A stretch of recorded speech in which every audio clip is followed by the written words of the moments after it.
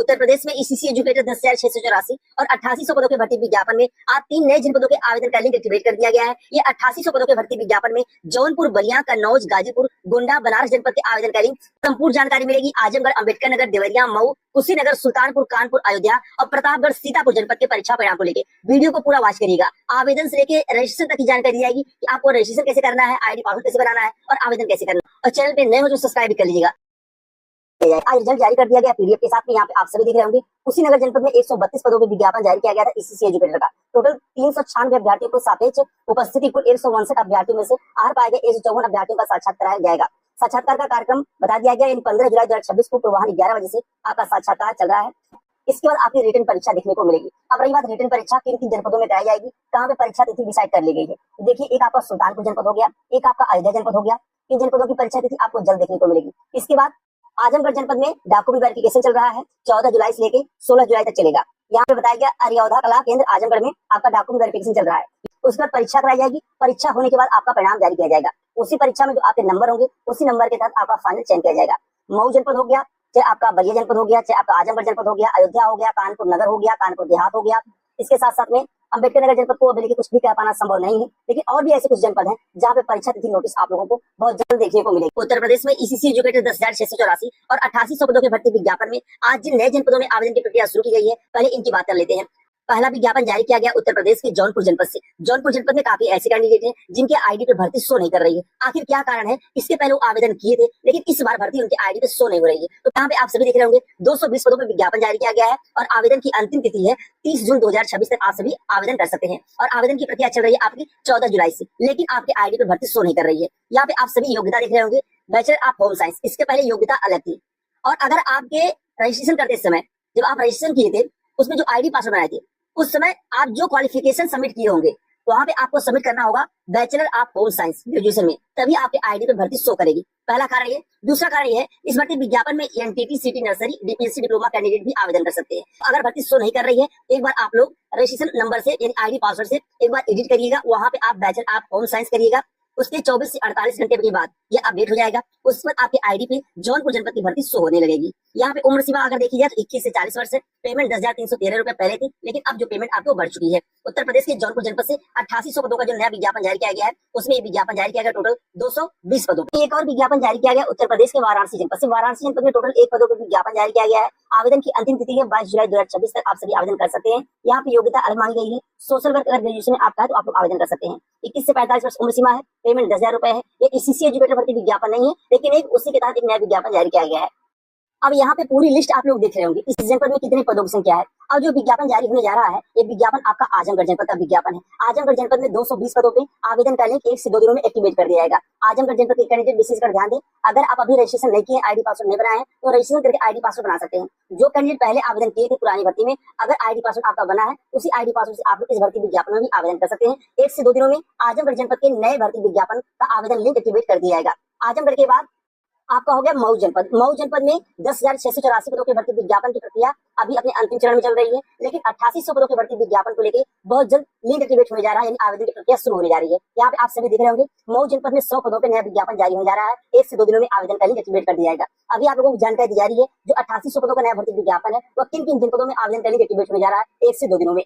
यहाँ पे आप सभी देख रहे होंगे जौनपुर जनपद में आवेदन का लिंक एक्टिवेट किया गया है। आज 2 दिन पहले बताया गया था 220 पदों पे आवेदन का लिंक एक्टिवेट किया गया है। यह ऑफिशियली नोटिस आप लोगों की है कि किस जनपद में कितने पदों की संख्या है और किन जनपदों में आवेदन की प्रक्रिया पूरी कर दी गई है। या यानी कि कहने का मतलब ये है कि टोटल 8800 पदों पर विज्ञापन जारी किया गया है। यहाँ पे आप सभी देख रहे होंगे।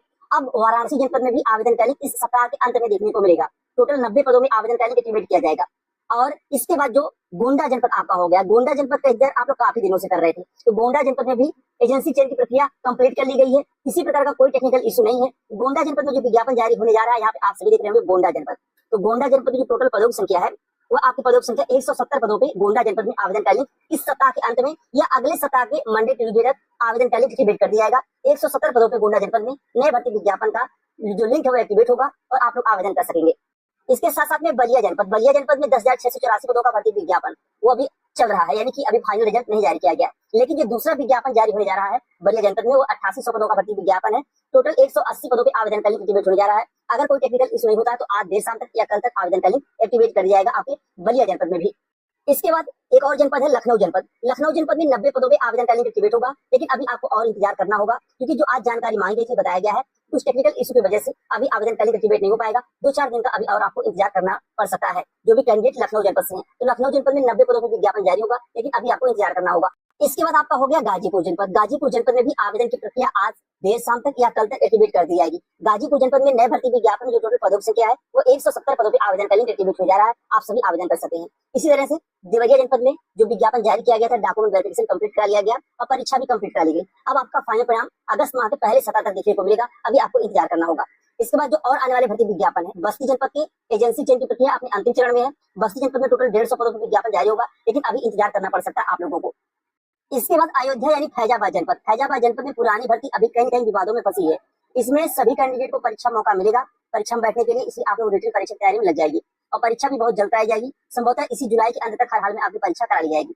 उसके बाद जो नया विज्ञापन जारी होगा अयोध्या जनपद में यानी फैजाबाद जनपद में, वहां पर जो टोटल पदों की संख्या है, यहाँ पे आप सभी देख रहे होंगे, फैजाबाद जनपद में जो टोटल पदों की संख्या है वो 120 पदों पे नया भर्ती विज्ञापन देखने को मिलेगा। ताला नंबर 25 में यहाँ पे आप देख रहे होंगे फैजाबाद में 120 पदों पे नया भर्ती विज्ञापन जारी किया जाएगा, लेकिन यह विज्ञापन आप लोगों को अगस्त माह में देखने को मिलेगा। जुलाई माह में कोई भी संभावना नहीं है कि आपको अयोध्या जनपद यानी फैजाबाद जनपद का आवेदन का लिंक एक्टिवेट हो सके। इसी तरह से आप लोगों की जनपद में जो पदों की संख्या आगरा में 160 हो गया, अलीगढ़ में 130 हो गया, अम्बेडकर नगर की भर्ती अभी विवादों में फंसी हुई है 90 पदों पे, यहाँ पे भी सभी कैंडिडेट को रिटन परीक्षा मौका दिया जा सकता है या पूरी भर्ती प्रक्रिया को रद्द करके दोबारा से आवेदन का लिंक एक्टिवेट होगा, क्योंकि अभी भी कुछ कह पाना संभव नहीं है। अभी कोई पुख्ता जानकारी नहीं मिल पा रही है अम्बेडकर नगर जनपद में। जैसी भी अपडेट होगी 1 से 2 दिनों में आप लोगों को जानकारी दे दी जाएगी। आजमगढ़ जनपद में नया विज्ञापन 220 पदों पे जारी किया जाएगा बहुत जल्द 1 से 2 दिनों में। उसके बाद आपका बहराइच जनपद हो गया 140 पद है, बलिया में 180 है, बलरामपुर में 100 है, बांदा में 90 है, बाराबंकी में 160 पदों की संख्या है, बरेली में 160 है, बस्ती में 150 है और भदोही में 70 है और बिजनौर में आपका 120 है, बदायूं में 160 है, बुलंदशहर में 160 है, चंदौली में आपका 90 पद है और चित्रकूट में आपका 60 पद है। देवरिया में भर्ती कंप्लीट कर ली गई है। एटा में 90 पद है, इटावा में 90 पद है। इसके साथ साथ में गोरखपुर जनपद में भी आवेदन का लिंक एक्टिवेट कर दिया गया है। यह भर्ती 8800 पदों की है। 10,684 पदों का जो भर्ती विज्ञापन जारी किया गया था वो भर्ती कंप्लीट कर ली गई है। तो गोरखपुर जनपद में आवेदन की अंतिम तिथि है 30 जुलाई 2026 तक आप सभी आवेदन कर सकते हैं। टोटल अभी गोरखपुर जनपद में 25 आवेदन हुए हैं। आप लोग आवेदन जरूर कर ले। कन्नौज जनपद में चंदौली जनपद की अपडेट आप लोगों को आज देर शाम तक या कल तक दे दी जाएगी।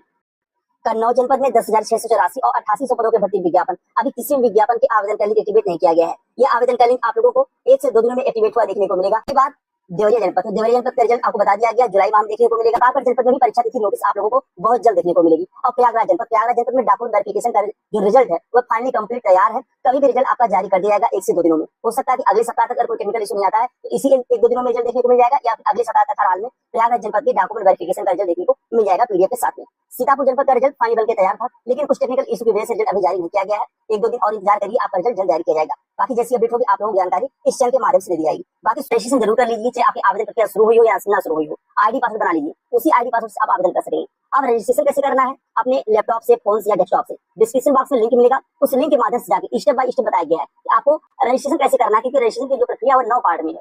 अगर आप खुद से करना चाहेंगे तो कर सकते हैं, काफी कैंडिडेट किए हैं। उस वीडियो में आपको जो लिंक मिलेगा डिस्क्रिप्शन बॉक्स में, उस लिंक के माध्यम से स्टेप बाय स्टेप अपना रजिस्ट्रेशन करके आईडी पासवर्ड बना लीजिए। बाकी अगर कोई भी समस्या आती है आप लोग कमेंट बॉक्स में जरूर बताइएगा और चैनल पे नए हो तो सब्सक्राइब भी कर लीजिएगा। बहुत बहुत धन्यवाद।